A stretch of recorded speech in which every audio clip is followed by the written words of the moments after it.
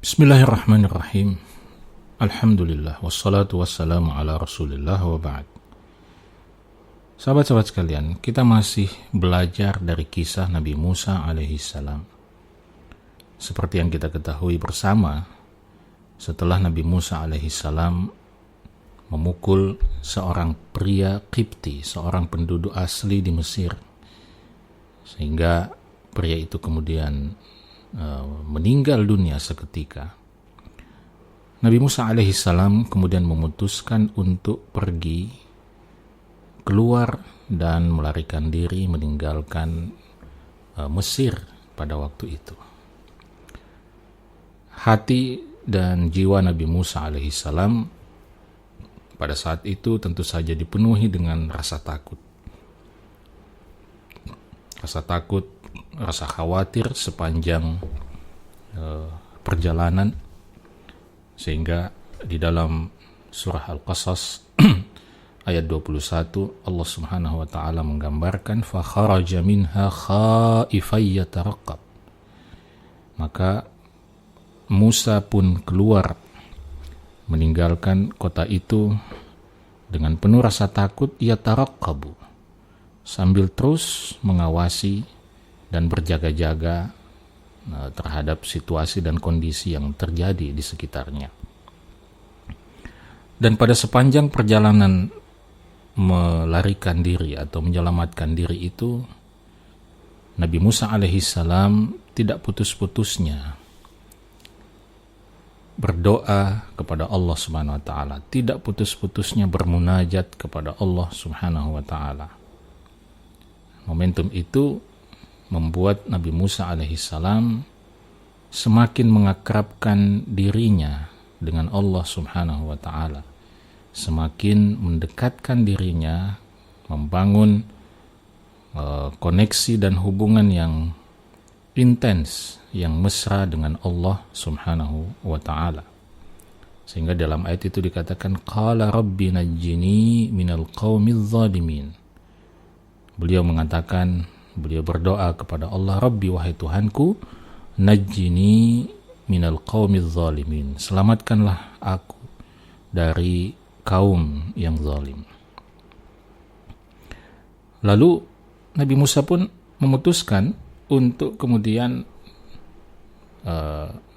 berjalan dan menyelamatkan diri ke sebuah tempat, ke sebuah negeri atau ke sebuah kota yang cukup jauh yang kita kenal dengan nama Madian, kota Madian atau negeri Madian. Allah katakan walamma tawajjaha tilqa'a Madian. Dan ketika Nabi Musa alaihissalam pun mengarahkan perjalanannya menuju kota Madian, pada saat itu Nabi Musa alaihissalam kembali mengungkapkan doanya kepada Allah. Qala, beliau mengatakan, asa rabbi ayyahdiyani sawa as-sabil. Mudah-mudahan Tuhanku berkenan untuk memberikan petunjuk kepadaku menuju jalan yang lurus. Maka sahabat-sahabat yang dimuliakan oleh Allah Subhanahu wa taala, kisah atau penggalan kisah Nabi Musa ini mengajarkan pada kita satu poin yang sangat penting, tentang betapa pentingnya doa kita selalu hadir dalam seluruh urusan kita, tentang betapa pentingnya doa itu hadir dalam setiap momentum kehidupan kita. Dan kita harus memahami bahwa doa itu bukan sekedar ungkapan permintaan, permohonan kepada Allah Subhanahu wa taala. Tapi lebih dari itu, doa sesungguhnya adalah pernyataan. Sebuah bentuk pernyataan kita sebagai hamba yang lemah, sebagai hamba yang fakir, sebagai hamba yang selalu butuh kepada Allah Subhanahu wa ta'ala. Itulah sesungguhnya substansi Itulah sesungguhnya inti daripada doa itu. Karena itu doa yang mustajab, doa yang dikabulkan oleh Allah Subhanahu wa taala, itu hanyalah doa yang memuat spirit ini, ya, mempunyai ruh ini, yaitu apa? Yaitu ruh rasa fakir, ruh rasa kelemahan di hadapan Allah Subhanahu wa taala. Jadi doa kita selama ini barangkali kita merasa begitu banyak doa yang sudah kita panjatkan kepada Allah, tetapi ya mungkin kebanyakannya menjadi doa-doa yang tidak terkabulkan. Kemungkinan besar salah satu penyebabnya adalah karena kita, hamba yang berdoa ini, tidak menghadirkan rasa itu. Kita tidak menghadirkan rasa bahwa kita betul-betul berhajat kepada Allah, kita betul-betul butuh kepada Allah subhanahu wa ta'ala. Kita berdoa dengan, bahkan pada sebagian kita mungkin berdoa dengan keyakinan bahwa ya kita coba sajalah berdoa kepada Allah, ya, meskipun sebenarnya ya kita mungkin bisa mengusahakan juga ya untuk bisa memenuhi atau mewujudkan apa yang kita inginkan, tapi tidak apa-apalah kita ya berdoa kepada Allah. Mungkin sebagian kita ada yang berdoa dengan rasa seperti itu, dengan suasana hati seperti itu, sehingga hatinya tidak bulat berserah diri kepada Allah, hatinya tidak bulat pasrah kepada Allah Subhanahu wa ta'ala.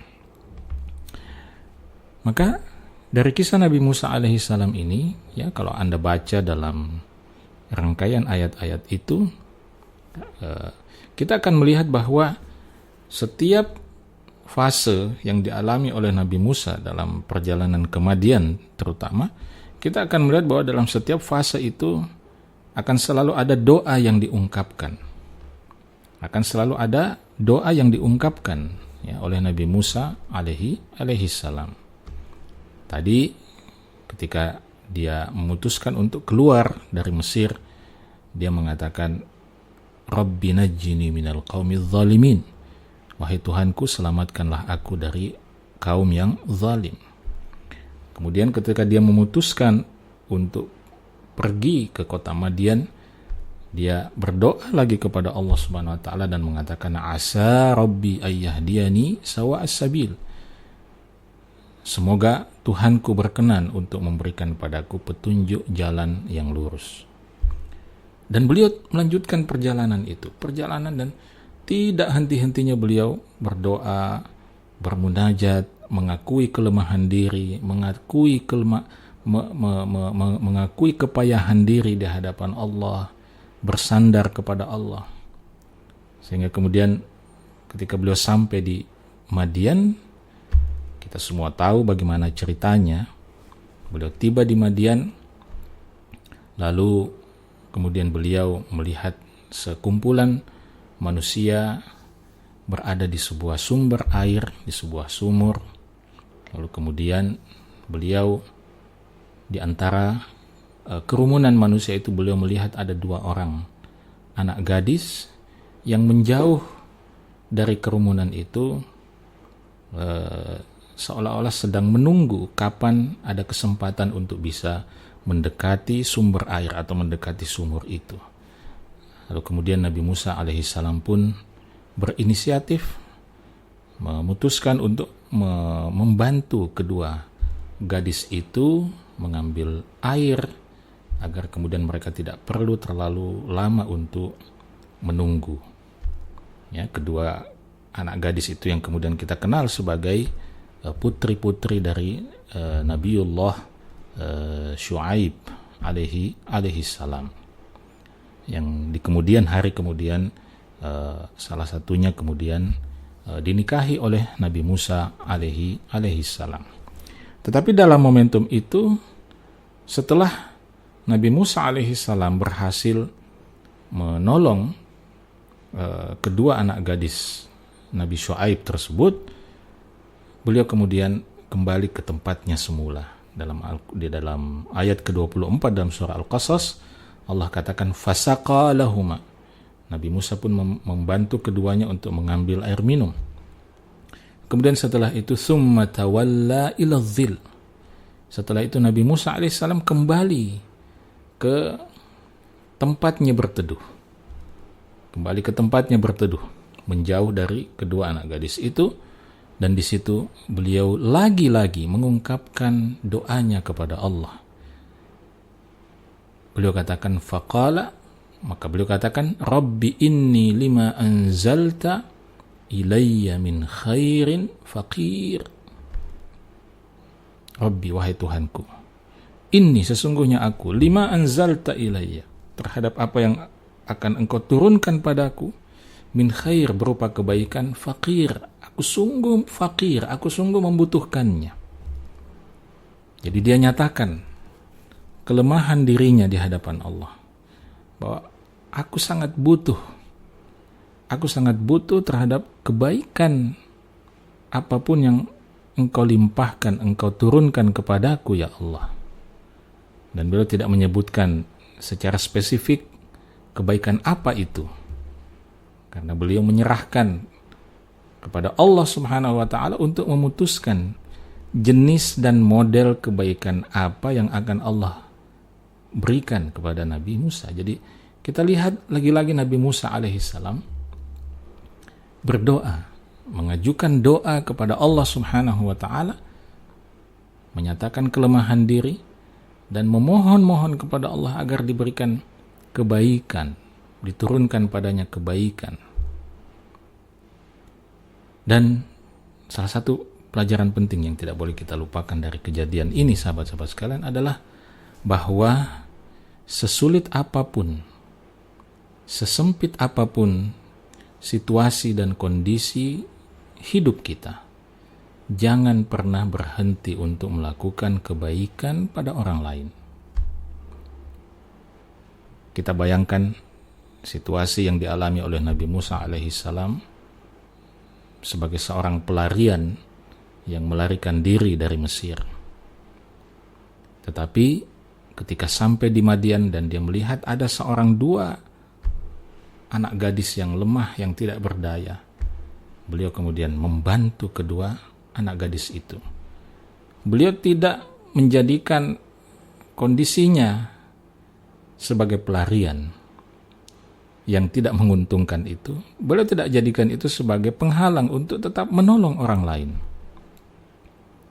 Karena hidup kita sesungguhnya adalah perjalanan mengumpulkan kebaikan-kebaikan, perjalanan mengumpulkan kesolehan-kesolehan. Maka kita belajar, kita berusaha dalam hidup kita ini sekali lagi bahwa sehebat apapun masalah kita, sehebat apapun problem dalam hidup kita, sesempit apapun kisah hidup kita, maka jangan pernah berhenti untuk melakukan kebaikan. Jangan pernah berhenti untuk memberikan manfaat kepada orang lain, sekecil apapun itu, sesederhana apapun itu. Kenapa? Karena itulah salah satu jalan utama kita untuk mendapatkan pertolongan Allah Subhanahu wa ta'ala. Nabi SAW mengatakan di dalam hadisnya, wallahu fi aunil abdi madamal abdu fi auni akhih. Dan Allah Subhanahu wa ta'ala itu akan selalu menolong seorang hamba selama sang hamba itu pun juga selalu berusaha untuk menolong saudaranya yang lain. Dan kita bisa lihat bagaimana Allah Subhanahu wa ta'ala membalas kebaikan yang dilakukan oleh Nabi Musa alaihissalam dalam situasi sempit itu. Allah Subhanahu wa ta'ala kemudian mempertemukan beliau dengan seorang nabi, seorang manusia yang saleh, yaitu Nabi Syuaib alaihissalam. Tidak sekedar bertemu dengan seorang nabi yang saleh, beliau tinggal di sana dalam pelariannya untuk menyelamatkan diri, lalu kemudian beliau dinikahkan dengan salah satu dari putri Nabi Syuaib alaihissalam, yang kemudian menjadi pendamping hidup Nabi Musa alaihissalam. Maka sahabat-sahabat sekalian, ini beberapa inspirasi penting ya dalam momentum pelarian Nabi Musa alaihissalam meninggalkan kota Mesir menuju tempat pelariannya di kota Madian, untuk kemudian beliau setelah itu kembali lagi ke Mesir menyampaikan pesan-pesan Allah Subhanahu wa taala kepada kaumnya. Demikian, semoga bermanfaat. Sampai bertemu dalam sesi yang lain. Assalamualaikum warahmatullahi wabarakatuh.